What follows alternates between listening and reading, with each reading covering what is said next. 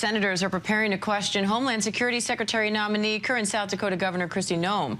But first, Noem is being sworn in before giving her opening statement. Let's listen in as she speaks there on Capitol Hill. Valuable resource to me throughout this process and given me much wisdom as well as insight into the thoughts and the procedures of the Senate and this body.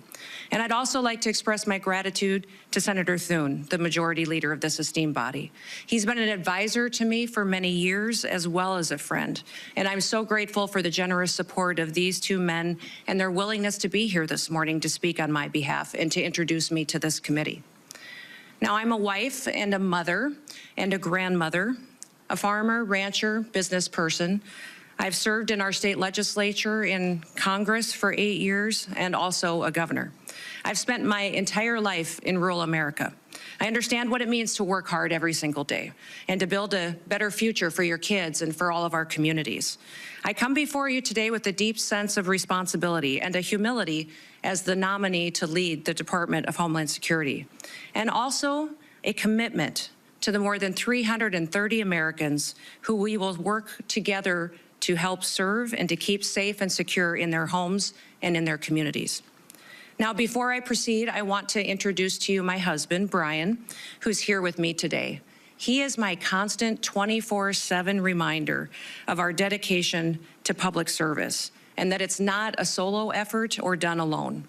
He has been a rock by my side, and I appreciate all of his love over so many years. I'm grateful that he's here with me today.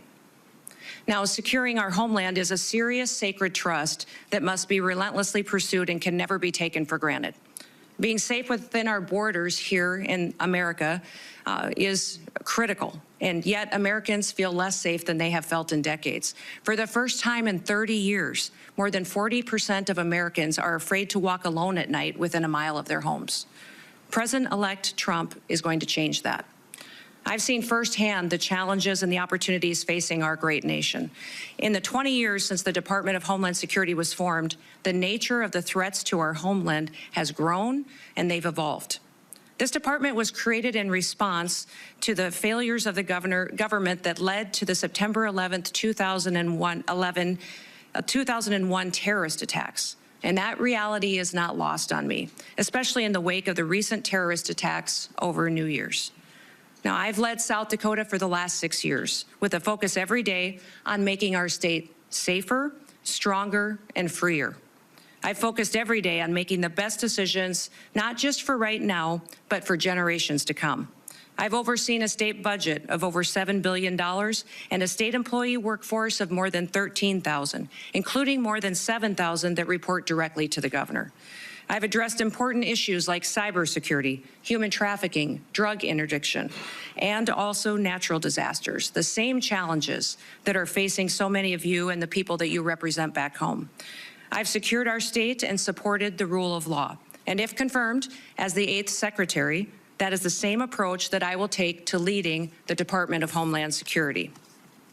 As we face the evolving threats of the 21st century, the mission and the success of DHS is more critical than ever. We must be vigilant and proactive and innovative to protect the homeland. The challenges in front of us are extremely significant, and we must secure our borders against illegal trafficking and immigration. We must safeguard our critical infrastructure to make sure that we're protected against cyber attacks, respond to natural disasters, and also terrorism. I firmly believe that we can meet those challenges head-on with resolve. Innovation, we can use collaboration with federal and with state partners. And senators, I want your input. Border security must remain a top priority.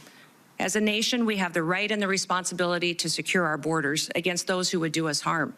And we must create a fair and a lawful immigration system that is efficient and is effective and that reflects our values. President Trump was elected with a clear mandate. He needs to achieve this mission because 2/3 of Americans support his immigration and border policies, including the majority of Hispanic Americans. I was the first governor to send National Guard troops to our southern border when Texas asked for help and when they were being overwhelmed by an unprecedented border crisis. If confirmed as secretary, I'll ensure that our exceptional, extraordinary Border Patrol agents have all the tools and resources and support that they need to carry out their mission effectively. The same is true of my commitment to the outstanding men and women of the U.S. Immigration and Customs Enforcement. They are responsible for apprehending, detaining, and deporting illegal immigrants. And getting criminal aliens off of our streets and out of the country will help American communities be safer again. The bravery and the dedication of the Border Patrol and ICE are unmatched, and I will restore dignity to their work. The rising threat of cyber attacks also demands our utmost attention, and our critical infrastructure, from energy grids to financial institutions, is under constant attack by foreign adversaries and criminal actors. As Secretary, I will prioritize a comprehensive, whole-of-government approach to cybersecurity. In fact, in the coming days, we have to plan bigger and think faster and smarter. I fully acknowledge that people in Washington, D.C. do not have all of the answers, and therefore I will leverage private-public partnerships. I'll advance cutting-edge, state-of-the-art technologies to protect our nation's digital landscape. And I will have a proven track record of doing this in South Dakota to back me up. I've helped make Dakota State University a global leader in cybersecurity education because we recognize the need to address this emerging threat. And I will take a proactive approach if given the opportunity to serve as Secretary. Now, President-elect Trump has been a tremendous friend to law enforcement over the years, and I will do the same in my role as Secretary. As Governor, I've worked closely with law enforcement to make South Dakota safer. I've overseen hundreds of state troopers in the South Dakota Highway Patrol, and on several occasions, I've convened groups of law enforcement from across our state to address policies that will make our people safer. In fact, while some in this country were attacking law enforcement and defunding them, we took the opposite approach in South Dakota. We recruited law enforcement officers to move to South Dakota, a state that respects their service and their sacrifice. And we revamped our law enforcement training to provide the first ever state-led, tribal-focused law enforcement training academy. I'm very proud of the work that we've done in cooperation with our tribes to help make their communities more safe. And we must remain vigilant against terrorism and against others who wish to do us harm to our country and to our great people. I'll ensure that our intelligence and our law enforcement agencies are working together hand in hand, that they're fully equipped to detect, prevent, and respond to threats from radical ideologies and foreign adversaries. This requires resources, coordination, and collaboration across all levels of government. And once again, I will seek your wisdom and I will seek your input into the months ahead. For the sake of the people that we both represent, we have to get this right. Now, I recognize that Homeland Security isn't just about prevention, but it's also about resilience. When disasters strike, as we know they will, the Department of Homeland Security must be ready to respond swiftly, efficiently, and effectively to protect the lives and the property of Americans. As governor, I've worked with FEMA in response to a dozen natural disasters in South Dakota. These have included historic floods, tornadoes, blizzards, wildfires, a derecho, and even a global pandemic. As Secretary, I will enhance our emergency preparedness and strengthen FEMA's capabilities, and we will ensure that no community is left behind, and that life-saving services like electricity and water are quickly restored. As Secretary, I will oversee the Secret Service, an agency that is in serious need of reforms. We all saw the threats to President-elect Trump last year and the consequences of failure. Now, that should never happen again.